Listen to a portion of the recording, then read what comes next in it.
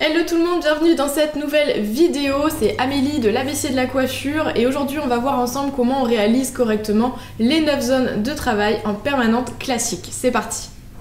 Alors c'est parti pour la démo, vous aurez besoin du coup de travailler sur un cheveu bien mouillé, d'un peigne à queue, de 9 pinces, alors vous pouvez prendre des pinces croco ou des pinces plates comme celle-ci. Et vous allez également avoir besoin d'un bigoudi long.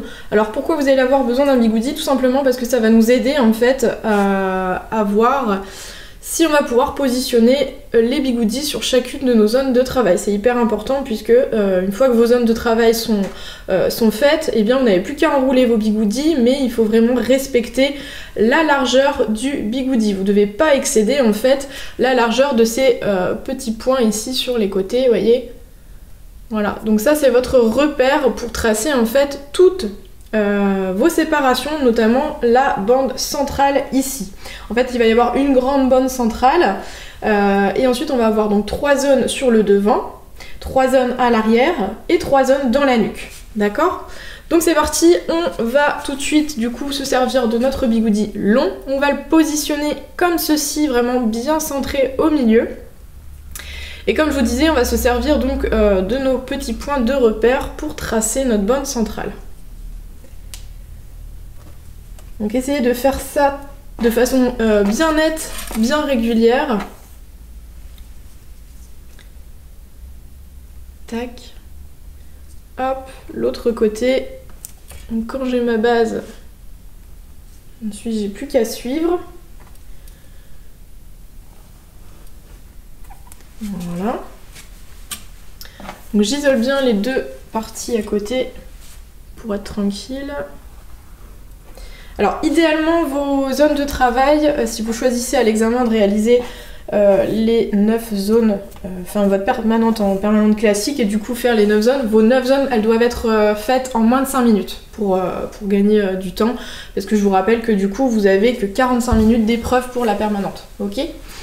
Donc une fois que notre bande centrale elle est plus ou moins dessinée, eh bien on va reprendre notre bigoudi long et cette fois on va venir se positionner sur la séparation qu'on vient de réaliser. Voilà. Et on va du coup à l'aide de notre bigoudi long déterminer la largeur en fait de notre prochaine zone de travail qui va être donc celle du côté. Donc hop, on détermine et on trace bien droit jusque l'arrière de l'oreille.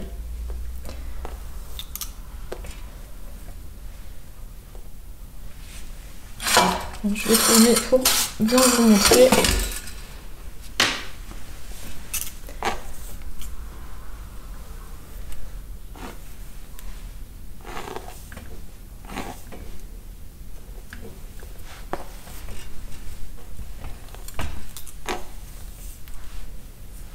Voilà, donc ça va nous donner notre première zone de travail. Vous venez du coup l'isoler avec une pince.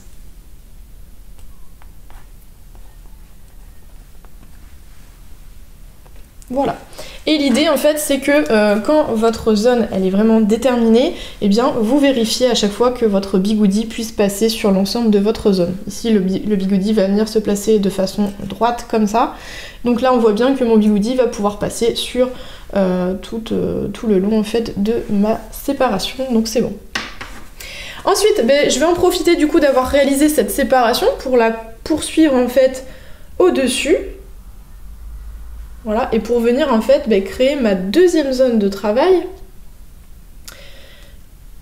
Hop, voilà, ma zone ici, donc de plateau. Ok. Voilà. Que je vais venir également isoler avec une pince.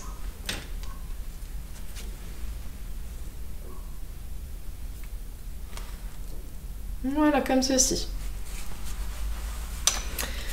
Et ensuite, eh bien, je vais faire exactement la même chose de l'autre côté.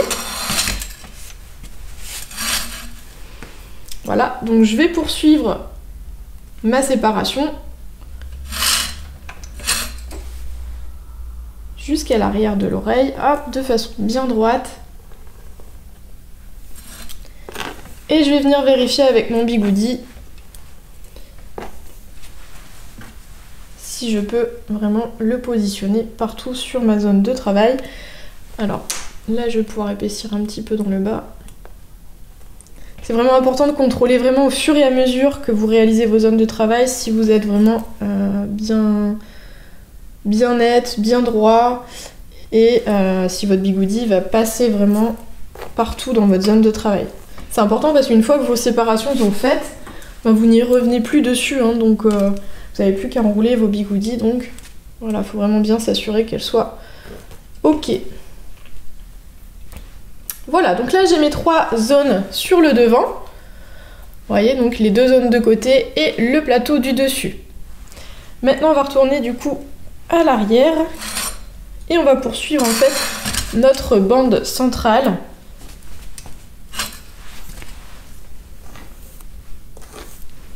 Donc on avait en fait ici, en fait le plateau vous allez tout simplement le poursuivre jusqu'à dans la nuque. Alors sachant que dans la nuque, eh bien tout simplement ça va se rétrécir pour la simple et bonne raison que l'implantation dans la nuque elle est beaucoup plus fine qu'au-dessus. Donc forcément voilà, vous allez en fait séparer le reste de la chevelure en 3 ici à l'arrière. Donc c'est parti, hop. On essaye de faire ça bien droit, bien net, bien régulier de chaque côté.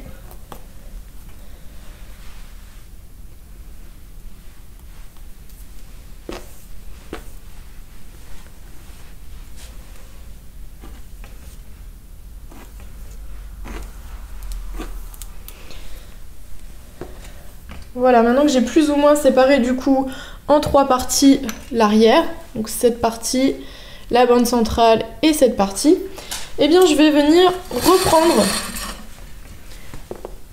ma pointe ici derrière l'oreille, voilà, et je vais venir tracer tout droit avec la queue de mon peigne jusqu'ici, hop, ensuite je viens séparer. Et là ça va me donner du coup ma prochaine zone de travail, la 4e.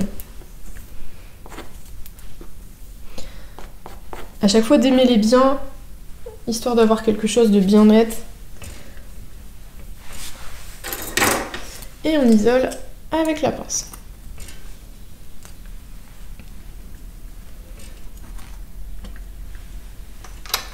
Voilà, du coup ça c'est ma 4e zone. Je vais pouvoir continuer cette séparation, voilà, dans ma zone centrale.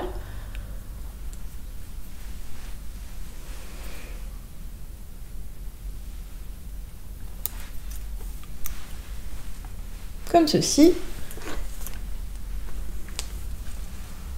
Pour avoir ma 5e zone.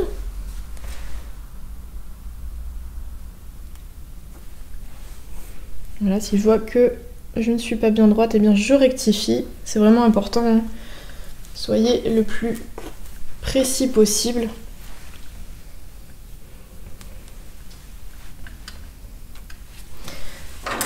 Voilà, donc ça c'est ma 5e zone. Je viens l'isoler également. Je prends mon bigoudi et je viens vite vérifier que mon bigoudi puisse passer vraiment sur l'ensemble de ma bande centrale.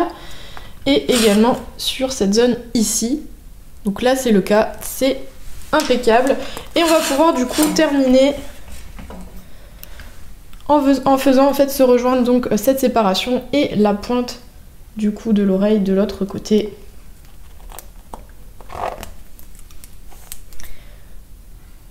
Hop, comme ceci. Pour avoir la 6e zone de travail.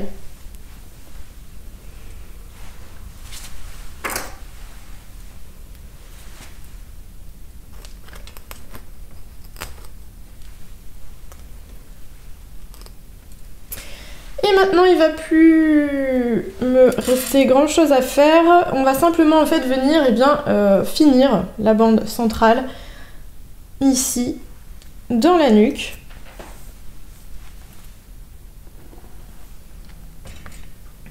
En la faisant se rétrécir progressivement, hein, comme je le disais tout à l'heure, pour que il y ait 3 bigoudis qui puissent passer Alors bien évidemment, ce sera des bigoudis courts, hein, mais en principe, du coup, 3 bigoudis doivent passer dans la nuque.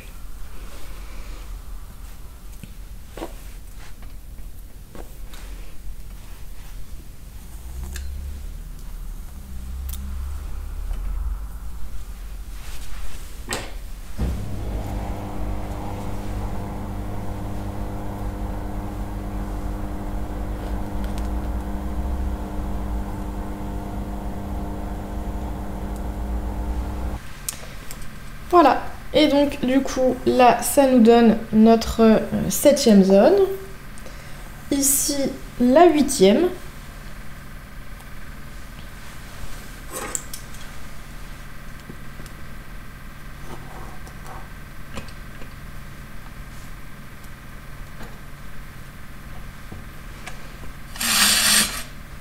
et ici la 9e.